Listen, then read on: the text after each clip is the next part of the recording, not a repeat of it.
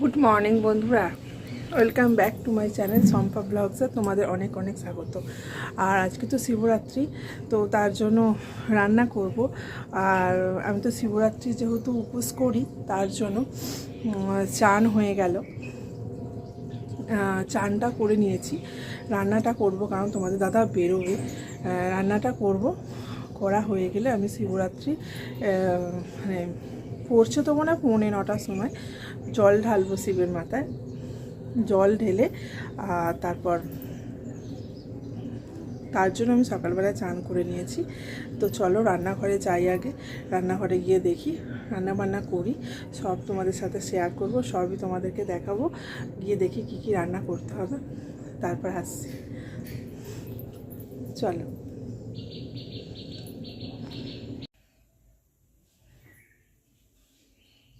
চলো রান্নাঘরে এসে গেছি। আগে চানা মটরটা ভিজত দিই, তারপর চানা মটরটা ভেজানো ছিল, আলু দিয়ে সেদ্ধ করতে চাপিয়ে দিই। তারপর পাশে কড়া বসিয়ে এই যে সুজি করব, ঘি দিয়েছি, সুজিটা করে নিয়ে শেষে ময়দা মেখে আর লুচি করব। এইভাবে চানা মটর, সুজি আর লুচি, এইভাবে আজকে খাওয়া দাওয়া। আর আজকে আমার উপর যেহেতু শিবরাত্রি, ঘরে কেউ খাবে না, বলেছে সবাই এই শুকনো খাবারই খাবে, আজকে আর ভাত হবে না আমাদের। ধরো সুজিটা দিয়েছি কড়ায়, সুজিটা ভালো করে ভেজে নিয়ে আর চিনি দিয়ে চাপিয়ে দেবো। দেখো ভাজা হয়ে গেছে, চিনি দিয়ে দিয়েছি, হয়ে গেছে। চলো নামিয়ে রেখে দিয়ে আর চানা মটরটা বসিয়ে দিই।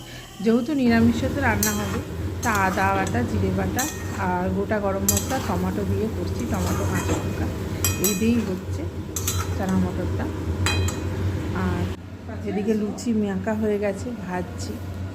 আর তোমাদের দাদাকে বললাম যে একটু ক্যামেরাটা ধরো, ভিডিওটা করে দাও। তো ফোনটা ধরেছে, এক হাতে হয় না সবসময় বন্ধুরা। তো লুচিগুলো ভেজে নিয়ে তারপর আমি, যেহেতু 9:45 পড়বে,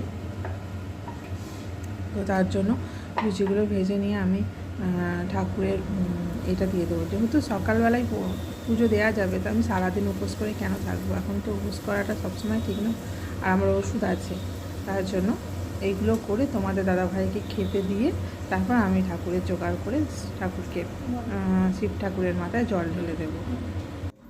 চলো এই যে লুচি হয়ে গেছে, যে লুচি ভাজা হয়ে গেছে। আর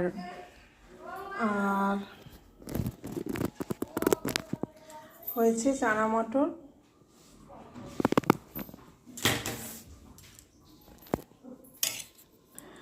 ফুলকো ফুলকো লুচি, চানা মটর আর আলু দিয়ে বানিয়েছি চানা মটরটা।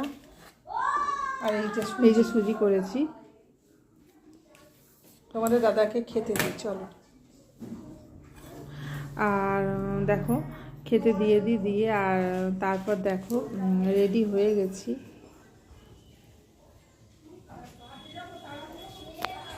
রেডি হয়ে গেছি, ঠাকুরের সেবা দেব, আর মানে জল ঢালবো শিব ঠাকুরের।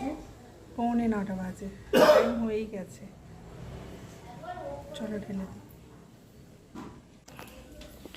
আর এই যে দেখো তোমাদের দাদা তো সকালবেলা যেমন ঠাকুরকে সেবা দিয়ে দিয়েছে, এইবার আমি দেব শিবের মাথায় জল ঢালবো।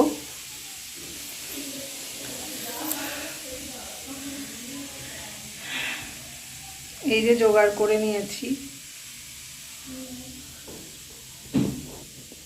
ঢালবো শিবের মাথায় জল।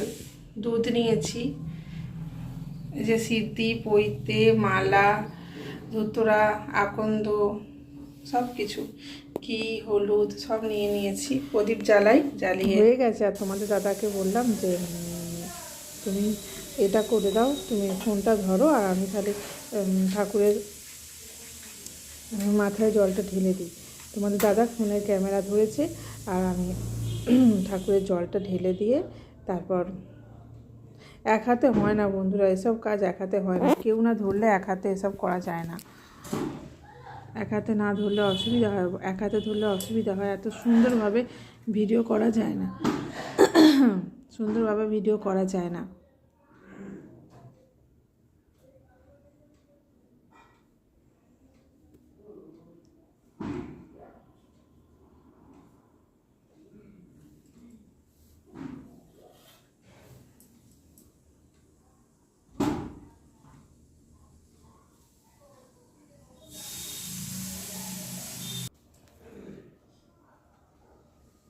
প্রদীপ জ্বলছে, তার সাথে আমি একটা বাতি জ্বালিয়ে নিলাম।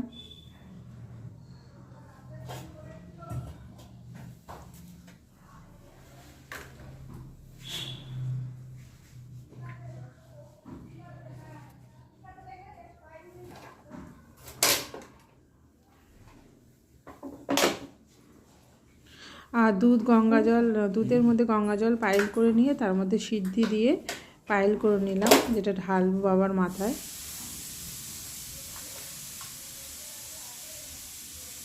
সিদ্ধি পাইল করে দিলাম।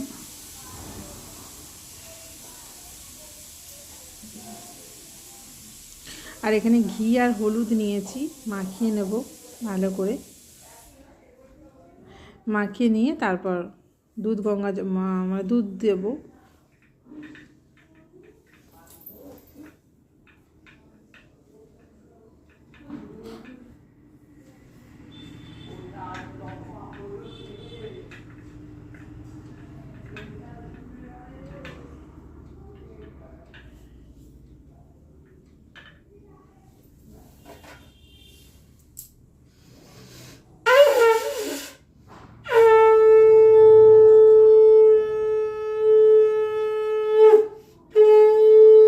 এবার দুধ দিয়ে চান করিয়ে দেবো, দুধ আর সিদ্ধি দিয়ে।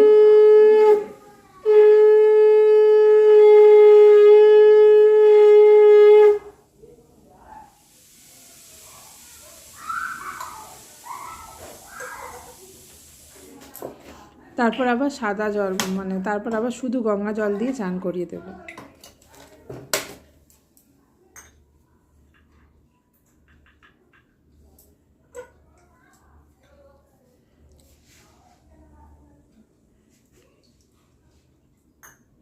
দিয়ে তুলে নিয়ে তারপর ঠাকুরকে ফুল দিয়ে পৈতে দিয়ে সাজিয়ে দেব।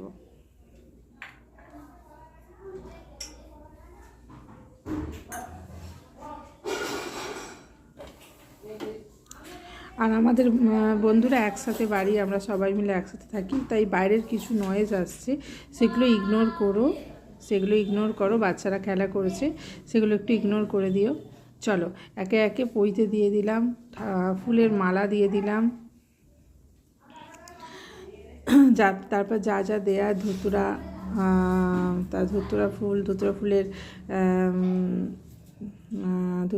ধুতুরা ফুলের ফল যেটা আছে, আকন্দ ফুলের তো মালাটা আছে, সব দিয়ে পরিষ্কার করে আর ফুল দিয়ে ভালো করে সাজিয়ে দিলাম শিব ঠাকুরকে। একটু পরে যাচ্ছি।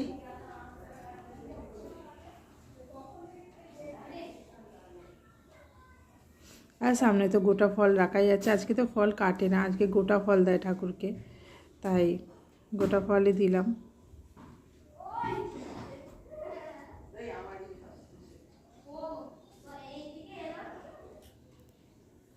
চলো আমার পুজো কমপ্লিট। আর